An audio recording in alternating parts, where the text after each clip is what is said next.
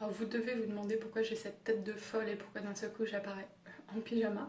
Tout simplement parce qu'aujourd'hui je vais avoir 2 entretiens d'embauche et je me suis dit que ça pourrait être sympa de vous filmer un Getting Ready With Me, histoire de montrer comment je me prépare, comment je m'habille pour un entretien d'embauche, sachant qu'il y en a un c'est pour presque un poste de représentation commerciale et un autre pour un poste de chercheur, donc c'est vraiment 2 styles différents. Mais je me suis dit que finalement c'est vrai que moi j'ai une chaîne maman, donc on peut se dire que c'est pas vraiment dans la thématique, mais en fait bah si, parce que quand on est une mère et qu'on se retrouve à cause de sa grossesse ou pas, mais au chômage, en inactivité, qu'on doit retrouver du travail, bah finalement c'est aussi quelque chose qui arrive à beaucoup de femmes. Donc voilà, je vais vous filmer cette préparation et je vous dis à tout de suite. Je me suis lavée, je me suis habillée, donc maintenant je vais passer à la partie maquillage et coiffage. Donc comme vous voyez, j'ai un petit peu une tête de folle.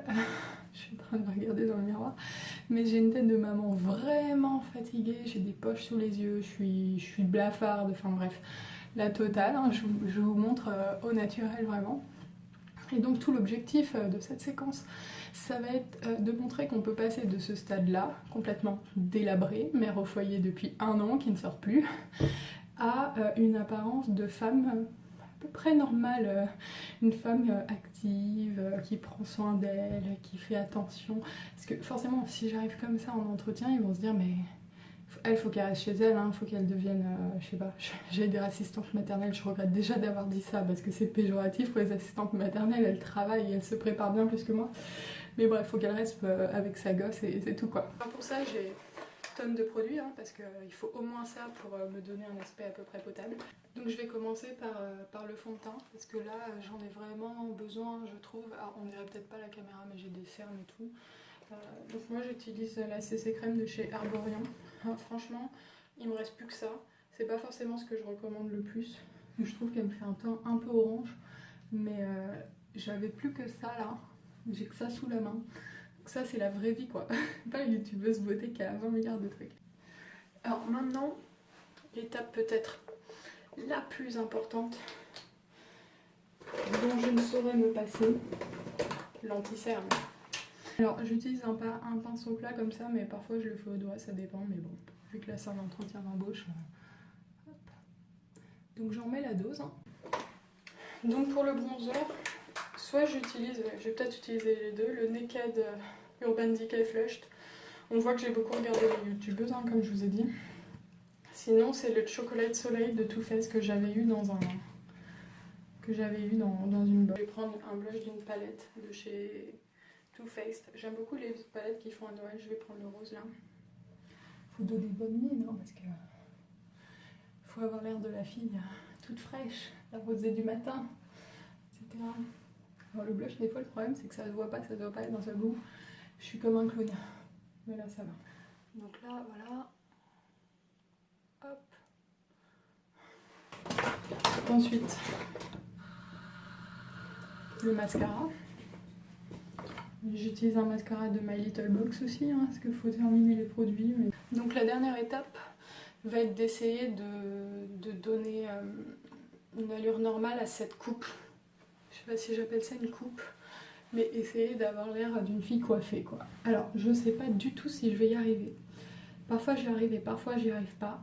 Ça finit souvent en queue de cheval cette histoire.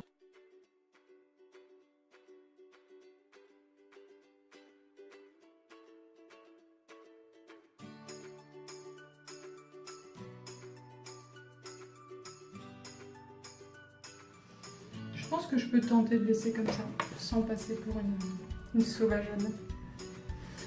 Voilà. Alors vous savez ce qui me stresse le plus aujourd'hui? C'est même pas les 2 entretiens, ça j'ai l'habitude d'avoir des entretiens, ça me stresse même plus, enfin un petit peu quand même, mais ce qui me stresse c'est que les 2 entretiens sont localisés hyper loin entre eux, et j'ai pas énormément de temps pour y aller. Du coup j'ai décidé d'y aller en voiture, alors que moi généralement je me déplace toujours en transport en commun. Et en fait même si j'ai le permis depuis 3 ans, que je sais conduire, qu'il n'y a pas de souci et tout, j'ai toujours peur de devoir trouver une place en région parisienne parce qu'on a beaucoup de pression des autres conducteurs et j'ai pas l'habitude, et c'est pour ça que généralement je prends jamais la voiture parce que c'est quelque chose qui me stresse. Et là en fait j'ai peur de pas trouver de place et de me retrouver avec cette voiture dont je ne sais pas quoi faire juste avant l'entretien. Et c'est ça qui me stresse le plus. Je vais vous montrer à la lumière du jour. Je vais mettre un coup de rouge à lèvres assez naturel. Je vais vous montrer le résultat avec les chaussures, avec la veste, sans la veste, etc.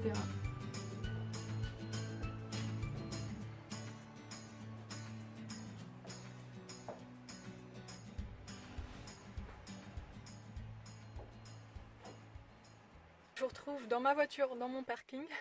Le premier objectif, ça va être d'arriver au premier point d'entretien sans détruire la voiture, réussir à bien la garer. Bon, franchement, ça devrait le faire quand même. Bon bah ça y est, je viens d'arriver. Ça fait 5 minutes que je cherche une place et j'en ai trouvé une. Donc je suis contente, j'ai réussi à me garer, j'ai réussi à arriver sans détruire la voiture. Donc je pense que c'est mon copain qui va être rassuré. Pour me garer, ça a été. Je vais du coup, vu que j'ai un peu de temps là, je vais vous raconter une petite anecdote qui me ressemble beaucoup sur la conduite là, qui m'est arrivée ce matin sur le périph. À un moment, je devais sortir parce que j'ai le GPS, parce que même si je suis parisienne et que c'était aller dans une ville juste à côté de Paris, moi j'ai pas du tout le sens de l'orientation. Je suis vraiment le stéréotype de la fille danger public en voiture en fait. Et en fait, il y avait une sortie de périph'. Il fallait que je sorte, donc je me mets en place et tout. Et en fait, il y avait 2 sorties et il fallait que je me mette dans une en particulier.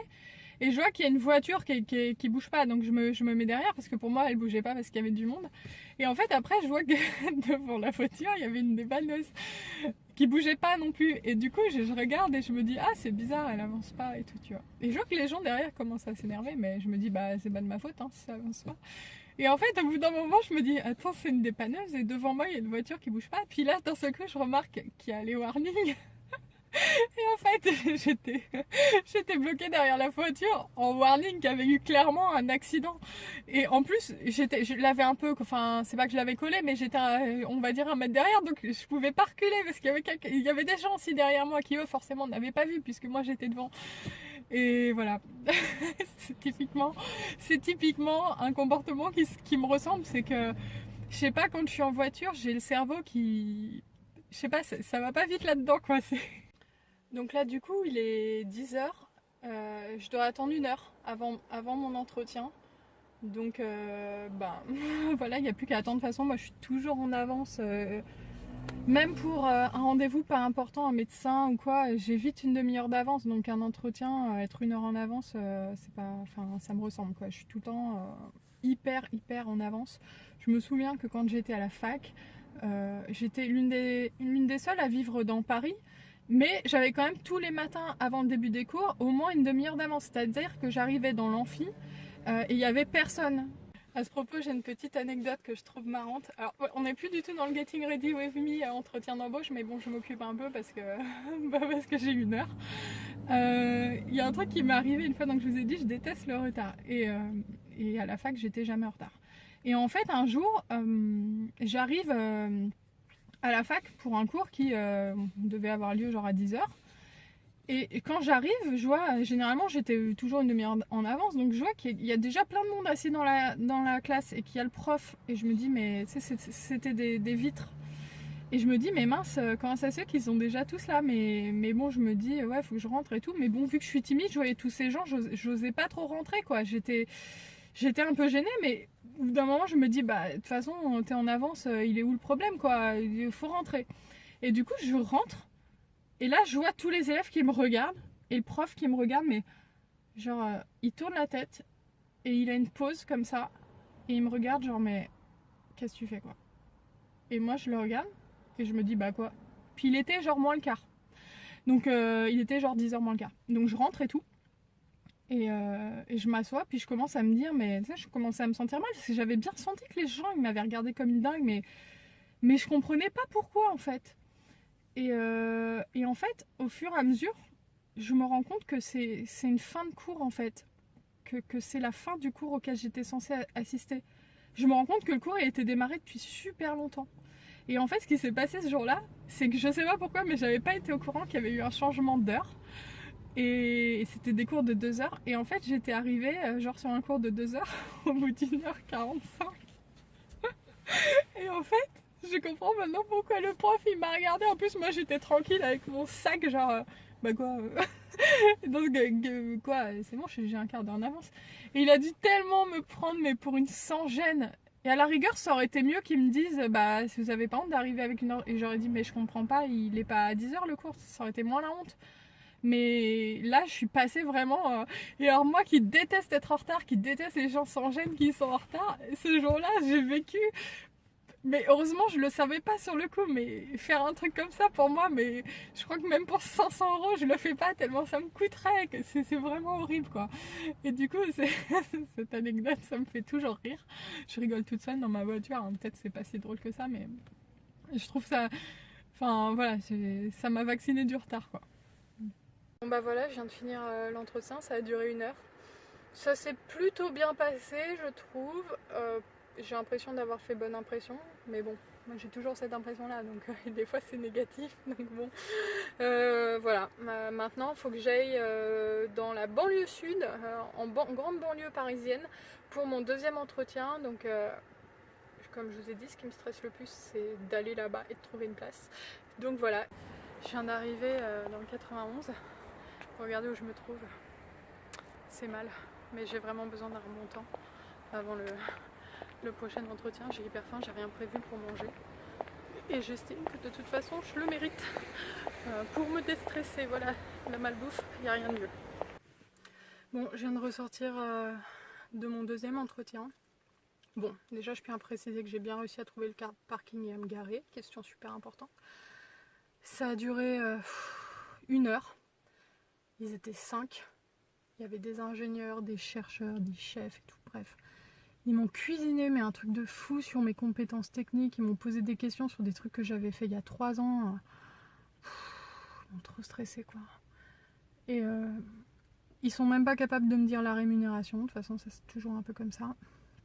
Ça m'a un peu saoulée, je vous cache pas. Alors j'ai fait mon maximum pour avoir l'air bien et tout. Mais je suis pas sûre, franchement, que ce poste m'intéresse. À un moment, je demande sur les horaires, je leur dis voilà, avant je faisais du 9h-19h, est-ce que c'est quelque chose comme ça qui vous va et tout, parce que le gars il commençait à me dire oui, c'est un poste, on veut beaucoup de présence et tout, et donc je fais exprès de dire ça pour voir, quoi, sachant que pour moi 9h-19h c'est quand même beaucoup. Et là le mec il me fait moi je fais plutôt du 9h-21h, mais ouais, 9h-19h, pourquoi pas. Là je me suis dit mais je suis désolée, je suis déprimée là. Mais bref, je voulais même pas raconter cette partie sur internet et tout parce qu'on sait jamais, mais là j'ai besoin d'extérioriser. Je comprends même pas en fait qu'on fasse des entretiens. En plus, c'est même pas le seul entretien.